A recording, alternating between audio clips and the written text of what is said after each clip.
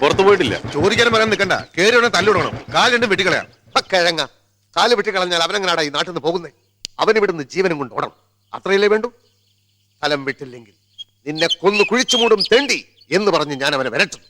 അവൻ വല്ല ചൊറിയുന്ന വർത്തമാനമായിട്ട് വന്നാൽ അപ്പൊ ഞാൻ വിസിലടിക്കും. നിങ്ങൾ ഉടനകത്ത് വരുന്നു, അവനെ ഇടിച്ച് കലക്കുന്നു, വല്ല ഗുഡ്സ് വണ്ടിയിലും ഇട്ട് അതിർത്തി കടത്തുന്നു.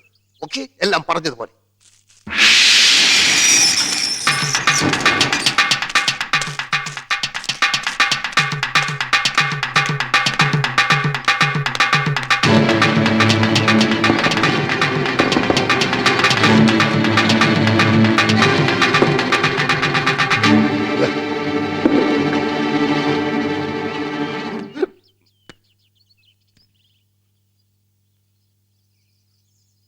എന്താ തീപ്പെട്ടി ഉണ്ടാ? തീപ്പെട്ടി ഇല്ലെങ്കിൽ വേണ്ട, ഓട്ടെ.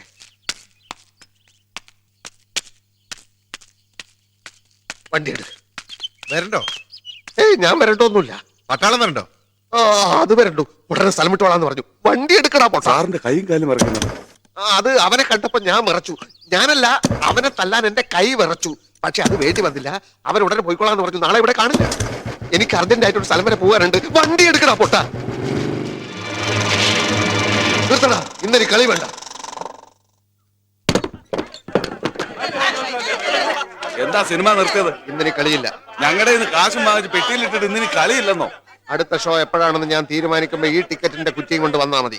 ഇവന്റെ കുറ്റിക്ക് ഒന്ന് കൊടുത്താൽ മതി, അപ്പൊ ഷോ തുടങ്ങും. ആരെന്ത് പറഞ്ഞാലും ഷോ ഇല്ലെന്ന് പറഞ്ഞാൽ ഷോ ഇല്ല. കാരണം കറണ്ട് ഇല്ല. അപ്പൊ അത് ലൈറ്റ് എത്തുന്നതോ? അത് ലൈറ്റിന്റെ ഇഷ്ടം. എന്തായാലും സിനിമ ഓടിക്കാൻ പറ്റില്ല.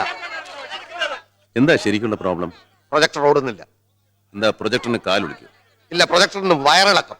എന്നാ കുറച്ച് കടിഞ്ചായാലും നാരങ്ങ പിഴിഞ്ഞൊഴിച്ച് അതിന്റെ അണ്ണാക്കിലേക്ക് ഒഴിച്ചു കൊടുക്കും. ഇളക്കം നിൽക്കും. വെറുതെ അതും ഇതും പറഞ്ഞ് ഒഴിയാൻ നിൽക്കണ്ട. എന്താ ഷോ ഇല്ലാത്തതെന്ന് അറിഞ്ഞേ തീരൂ. ഇയാൾക്ക് പറഞ്ഞാൽ മനസ്സിലാവില്ലേ? എന്റെ പ്രൊജക്ടറിന്റെ ഗിയർ പോയി. പ്രൊജക്ടറിന് ഗിയർ? എന്റെ പ്രൊജക്ടറിന് ഗിയർ ഉണ്ട്, ക്ലച്ചിന്റെ സ്റ്റിയറിംഗ് ഉണ്ട്. എന്താ സാറിന് കുഴപ്പമുണ്ടോ? ഓഹോ, ഷോ ഇല്ലാത്ത ദിവസം പ്രൊജക്ടർ ടാക്സി ആയിട്ട് ഓടിക്കാറുണ്ടോ? ഇയാൾ ഉരുളക്കുപ്പേരി കോളേജിൽ നിന്ന് ഡിഗ്രി എടുത്ത് വന്നിരിക്കുകയാണ്. ഒരു തർക്കക്കാരൻ. ഞാൻ എന്തിനാ വന്നിരിക്കുന്നത് തനിക്ക് അറിയണോ? അറിയണോ? വേണ്ട, വെറുതെ അയാളോട് വർത്തമാനത്തിന് പോണ്ട. നമുക്ക് പോവാം, വാ.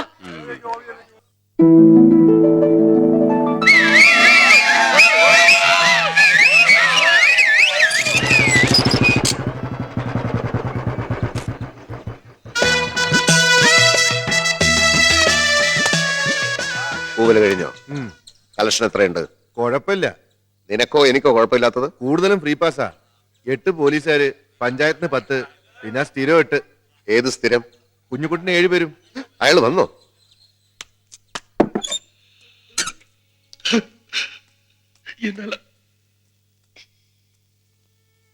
பழைய செல்வமாக முடியாது.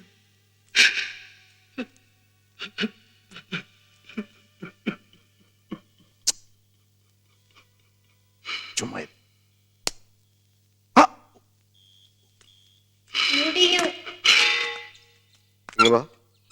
മീനാക്ഷി വിടണോ?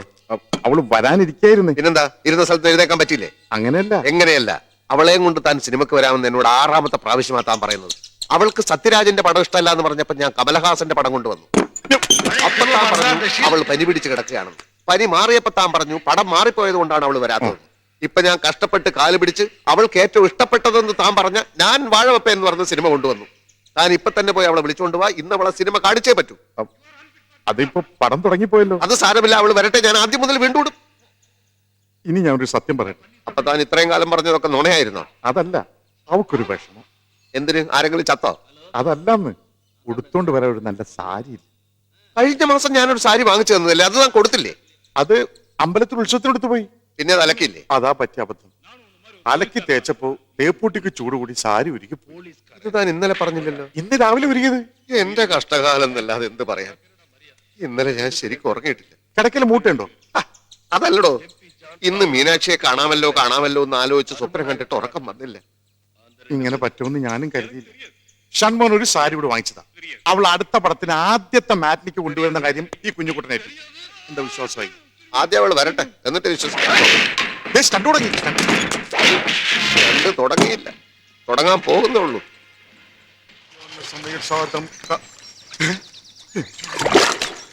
അവിടെ തന്നെ മുക്കി കൊല്ലടാ ആ തീറ്റി പണ്ടാരത്തിന്.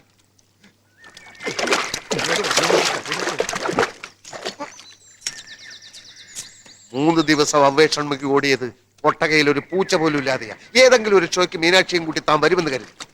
അത് മീനാക്ഷിക്ക് മീനാക്ഷിക്ക് ഭ്രാന്തായി പോയോ? അല്ല, ഞാനതെങ്ങനെ പറയും? എല്ലാരും പറയും പോലെ വായ കൊണ്ട് പറഞ്ഞാ മതി. അതല്ല, അവൾക്ക് ആ സാരി ഇഷ്ടപ്പെട്ടില്ല. അതെന്ത്? അതിന്റെ നിറം നീലയല്ലേ, പിന്നെ ബോർഡറിൽ കറുത്ത പൂക്കളാ തീരെ ഇഷ്ടപ്പെടാത്തത്. എന്നിട്ട് ആ സാരി എവിടെ? വെള്ളപ്പൊക്കക്കാർ കൊടുത്തു. വെള്ളപ്പൊക്കക്കാരൻ? ആ, വെള്ളപ്പൊക്കം എന്നും പറഞ്ഞ് ഓരോ വർഷം രാജസ്ഥാനിൽ നിന്ന് നോട്ട് ബുക്കുമായിട്ട് ചില ഇരപ്പാളുകൾ വരില്ലേ, അവൾക്ക് കൊടുത്തു. പിന്നെ ഏത് നിറം കൊടുത്താൽ അവള് വരും? മഞ്ഞയും ഓറഞ്ചും ഒക്കെ അവൾക്ക് ഇഷ്ടം. ഇതെന്തുകൊണ്ട് താൻ നേരത്തെ പറഞ്ഞില്ല? ഇപ്പോഴല്ലേ ചോദിച്ചത്. അത് മാത്രമല്ല പ്രശ്നം, ഞാൻ അവളോട് സംസാരിച്ചു മനസ്സറിയാൻ. അപ്പോഴാണ് ഒരു കാര്യം പിടികിട്ടിയത്. എന്ത്? അവൾക്കൊരു സംശയം, ഷൺമുഖം അവളെ നന്നായി നോക്കുമോ എന്ന്. അവളോട് എന്റെ മുമ്പിലൊന്ന് വരാൻ പറ, ഞാൻ നന്നായിട്ട് നോക്കി കാണിച്ചു കൊടുക്കാം. ആ നോട്ടമല്ല, വിവാഹത്തിന് ശേഷം അവളുടെ ആഗ്രഹമൊക്കെ സാധിച്ചു കൊടുക്കുമോ എന്ന്. എന്താഗ്രഹം? കാറോ, ബംഗ്ലാവോ, ആഭരണങ്ങളോ? അവളുടെ ഓരോരോ ആഗ്രഹങ്ങൾ കേട്ട് ഞാൻ തന്നെ ഞെട്ടിപ്പോയി. അവൾക്ക് റോക്കറ്റിൽ കയറി സഞ്ചരിക്കണമെന്ന്. റോക്കറ്റോ? ആ, ആരോ പറഞ്ഞ് പൂതി കയറ്റി വെച്ചിരിക്കുക. അതിനെന്ത് വില വരും? ഒരു 50,000. എനിക്കറിഞ്ഞൂടാ. എവിടെ കിട്ടും? തുമ്പയിലൊന്ന് അന്വേഷിച്ചു നോക്കി അറിയാം. അത് ഞാൻ അന്വേഷിച്ചിട്ട് പറയാം. തൽക്കാലം സാരിയുടെ കാര്യം ഞാൻ ഏറ്റു. സാരി തന്നിട്ടും സിനിമയ്ക്ക് കൊണ്ടുവന്നില്ലെങ്കിൽ പൊട്ടനെ അറിയാലോ, അവനെ ഇനിയും ജയിലിലേക്ക് അയക്കരുത്. ഞാൻ ഭാഗ്യവാനാണ്. എവിടെയാണ്, എപ്പോഴാണ്, എങ്ങനെയാണ് ഒറ്റക്കൊന്ന് കണ്ടുമുട്ടുക എന്ന് ആഗ്രഹിച്ച് ഞാൻ ഈ ഏരിയ മുഴുവൻ കറങ്ങിക്കൊണ്ടിരിക്കുകയായിരുന്നു. എന്താ വേണ്ടേ? എന്താ വേണ്ടതെന്ന് ഞാനല്ലേ ചോദിക്കേണ്ടത്? അമ്പിളി അമ്മ അവനെ പിടിച്ചു തരാൻ പറയൂ, ഞാൻ പിടിച്ചു തരാം. പാൽക്കടൽ കടഞ്ഞ് വെണ്ണ എടുത്തു തരാൻ പറയൂ, ഞാൻ എടുത്തു തരാം. വെണ്ണ നെയ്യൊക്കെ എന്റെ വീട്ടിൽ ഇഷ്ടം പോലെ ഉണ്ട്. പിന്നെ റോക്കറ്റിന്റെ കാര്യം ഞാൻ അന്വേഷിച്ചു. അക്കാര്യത്തിൽ ചില ബുദ്ധിമുട്ടുകളും തടസ്സങ്ങളും ഒക്കെ ഉണ്ട്. ഒരു റഷ്യക്കാരി പെണ്ണ് പണ്ടൊരു റോക്കറ്റിൽ കയറിയിട്ടുണ്ട്, പിന്നെ കയറിയത് ഒരു പട്ടി. റോക്കറ്റ് നമുക്ക് വേണോ? എന്തൊക്കെ ഇയാളീ പറയുന്നേ? മീനാക്ഷിയുടെ മറ്റേത് ആഗ്രഹത്തിനും ഈ ഷൺമുഖനെതിരെ നിൽക്കില്ല. എന്റെ ആഗ്രഹങ്ങളൊക്കെ സാധിച്ചു തരാനേ എനിക്ക് നിങ്ങളുടെ ആവശ്യമില്ല. അതിനൊക്കെ എനിക്ക് വേറെ ആളുകളുണ്ട്. ആര്? ഓരോ ചരു. എടോ, കൊട്ടകെ പിരിഞ്ഞു കിട്ടുന്ന പണത്തിന്റെ യഥാർത്ഥ കണക്ക് ഇവിടെ പ്രശ്നമല്ല. 3 ടൈപ്പ് കണക്കാണ് നമ്മൾ സാധാരണ ഉണ്ടാക്കുന്നത്. ഒന്ന് ടാക്സ് വെട്ടിക്കാൻ പഞ്ചായത്തിന് കൊടുക്കുന്ന കണക്ക്, പിന്നൊന്ന് പ്രൊഡ്യൂസറെ പറ്റിക്കാൻ ഡിസ്ട്രിബ്യൂട്ടർക്ക് വേണ്ടി ഉണ്ടാക്കുന്ന കണക്ക്, പിന്നെ ഡിസ്ട്രിബ്യൂട്ടറെ പറ്റിക്കാൻ വേണ്ടി ഒട്ടക ഉടമയായ ഞാനും റെപ്രസെന്റേറ്റീവായ താനും തമ്മിൽ ഉണ്ടാക്കുന്ന കണക്ക്. മനസ്സിലായോ? താൻ പുതിയ ആളാ. അതെ. ഷൺമുഖനെ പട്ടാളം പോയിട്ടില്ല? പോയി കാണും. ഇല്ലെന്നേ, ദേ പടം കാണാൻ വന്നിരിക്കുന്നു. ആരാടിയാ നിൽക്കുന്നത്? എന്തൊരു സ്റ്റൈല്! സിനിമ നടന്മാരുടെ സ്റ്റൈലുണ്ടല്ലേ. നല്ല ചേർച്ച. ആള് സുന്ദരനാ.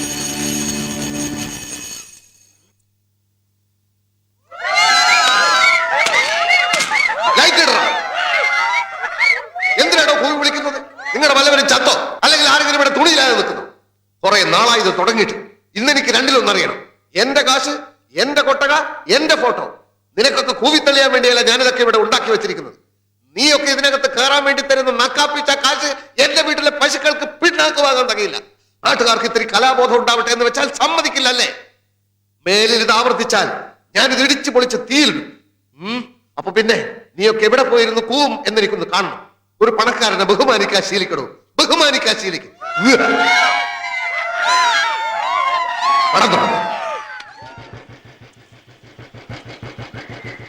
എന്താ പ്രശ്നം മീനാക്ഷി? ഇവിടെ പ്രശ്നമൊന്നുമില്ല. എന്തോ പ്രശ്നമുള്ളതുപോലെ തോന്നുന്നല്ലോ. എന്താ പ്രശ്നം വല്ലതും ഉണ്ടാക്കണം? താനാരാ? ഞാൻ ആരാണെന്ന് ഈ നാട്ടിലെ പട്ടിക്കും പൂച്ചയ്ക്കും വരെ അറിയാം. ഇവിടെ പക്ഷിയെയും പൂച്ചയും ഒന്നും കാണുന്നില്ല. എങ്കിൽ ചോദിക്കാമായിരുന്നു നീ ആരാണെന്ന്. ഞാൻ ഈ നാട്ടുകാരനാണ്. ഞാൻ ഈ നാട്ടുകാരനല്ല. ഈ നാട്ടിന് പറ്റിയ ആളാണെന്ന് കണ്ടിട്ട് തോന്നുന്നില്ല. ഈ ഭൂമിക്ക് പറ്റിയ ആളെന്ന് കണ്ടപ്പോഴേ എനിക്ക് തോന്നി. ഈ നാട് അല്പം പെശക. ഞാനും. ആ സിനിമ ഇവനും കണ്ടിട്ടുണ്ടെന്ന് തോന്നുന്നു. അപ്പൊ ഞാൻ ഇടപെടേണ്ട ആവശ്യമൊന്നുമില്ലല്ലോ മീനാക്ഷി? ഇല്ല. അപ്പൊ ഞാൻ വരട്ടെ. എങ്ങോട്ട്? അല്ല, ഞാൻ പോട്ടെ. വണ്ടി എടുക്കടാ പൊട്ട. ഇതേതാ ഈ ജന്തു? നാട്ടിലെ വലിയ പണക്കാരനാ. ഇവിടുത്തെ തുണിക്കടയും തിയേറ്ററും ഒക്കെ ഇയാടെയാ. കുഞ്ഞുമുട്ടെന്ന് ആരെങ്കിലും വന്നേ.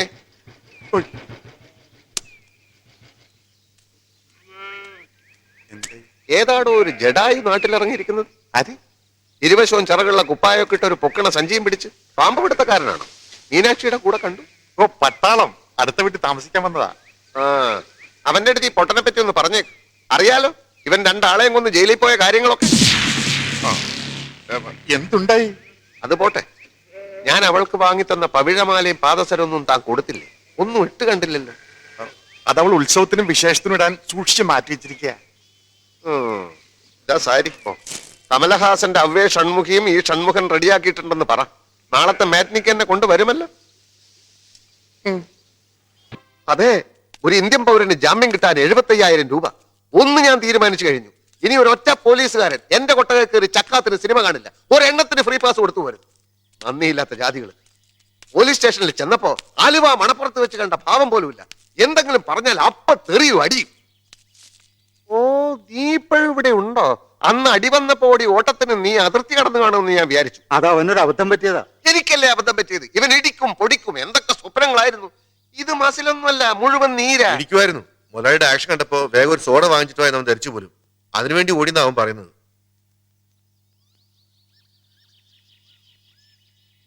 അപ്പൊ ഞാനൊരാളെ കാണിച്ചു തന്നാൽ ഇനി നീ ഇടിക്കോ? എന്നാൽ ഒരുത്തനൊരു ഇടി കൊടുക്കാനുണ്ട്. ആർക്ക്? ആ കുഞ്ഞുകുട്ടന്. എല്ലാത്തിനും കാരണം അവനാ. അവനെ ഞാൻ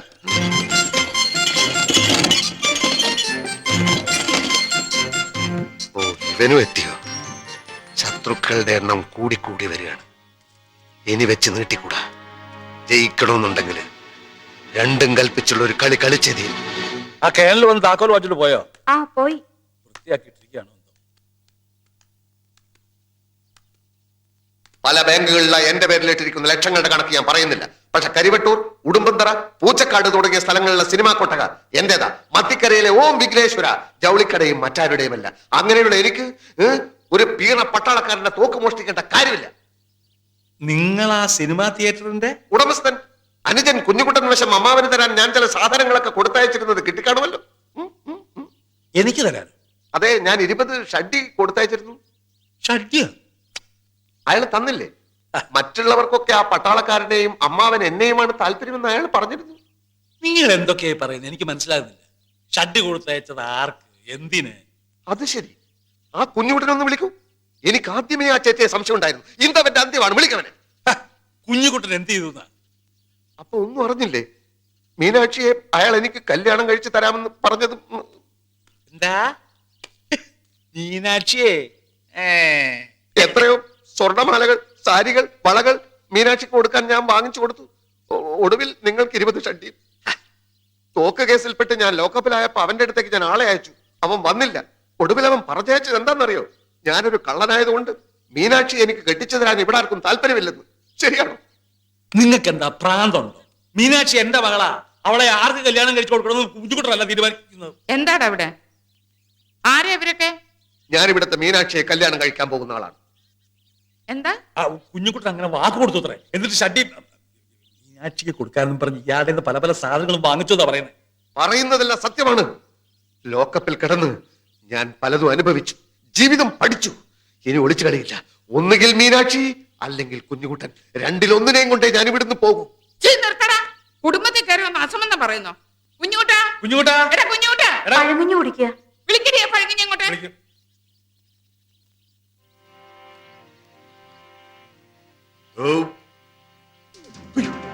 ഇവിടെ വാടാ, ഇവിടെ വരാൻ. ഇവർ ഈ പറയുന്നൊക്കെ നേരാണോ? എന്ത് എന്ത് ഇതൊക്കെ ആരാ? ഞാൻ നിന്റെ തന്ത, ഇവരൊക്കെ നിന്റെ മറ്റു തന്തമാര്. എല്ലാ സത്യവും ഇപ്പൊ തുറന്നു പറഞ്ഞില്ലെങ്കിൽ ഇവിടെ ഇട്ട് നിന്നെ ചുട്ട് കരിക്കൂടാ. അത്രക്കായോ? എന്നാ രണ്ടിലൊന്ന് അറിഞ്ഞിട്ട് തന്നെ ബാക്കി കാര്യം. എന്റെ കൈ ധരിക്കുന്നു. ഇവിടെ വരെ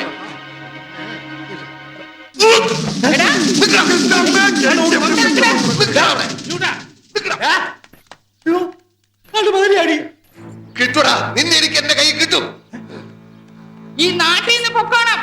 എന്റെ കയ്യിൽ കിട്ടിയ വെട്ടിക്കൊന്ന് ഞാൻ കെട്ടിത്തൂക്കും. കുടുംബത്തിന് നാണം കെടുത്താൻ ജനിച്ച തെണ്ടി.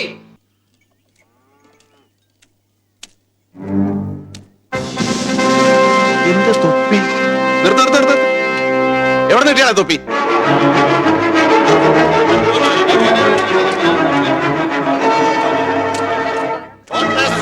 ബാഗ് ഏതെടുത്താലും 20 രൂപ. ബാഗ് ഏതെടുത്താലും 20 രൂപ. തൊപ്പി ബാഗ് ഏതെടുത്താലും 20 രൂപ. എവിടെ നടാതെ കിട്ടിയത്?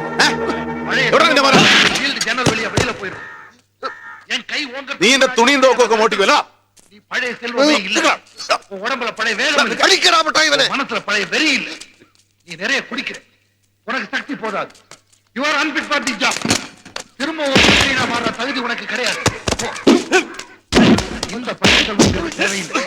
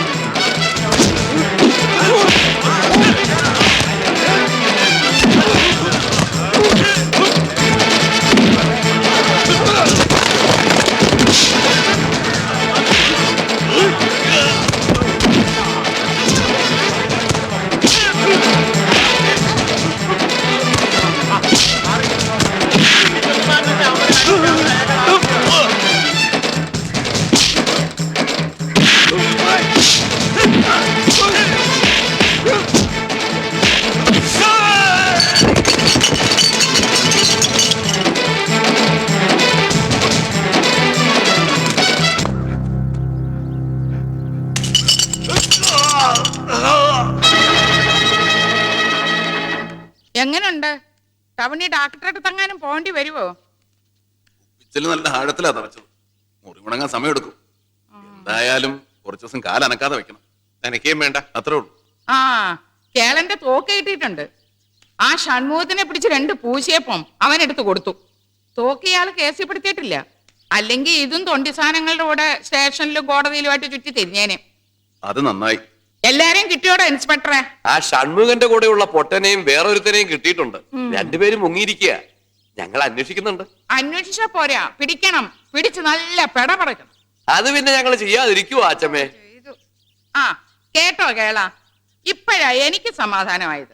കൗണ്ടറുടെ വീട്ടിൽ കള്ളം കയറുകയെന്ന് വെച്ചാ അതും തൊട്ടയിലുമൊക്കത്ത് ഞാൻ താമസിക്കുമ്പോ നാണക്കേടല്ലേ? ഇങ്ങനെ ഒന്നും ഈ ദേശത്ത് ഉണ്ടായിട്ടേ ഇല്ലാന്ന്. എന്നാ ഞങ്ങൾ ഇറങ്ങട്ടെ. ചെല്ലേ മീനാക്ഷി, കേളന് കയ്യും കാലും ഒന്നും കുറെ ദിവസത്തേക്ക് അനങ്ങുകയില്ല. നീയും കുട്ടികളും ഇവിടേക്ക് ആവശ്യമുള്ളതൊക്കെ ചെയ്തു കൊടുക്കണം കേട്ടോ.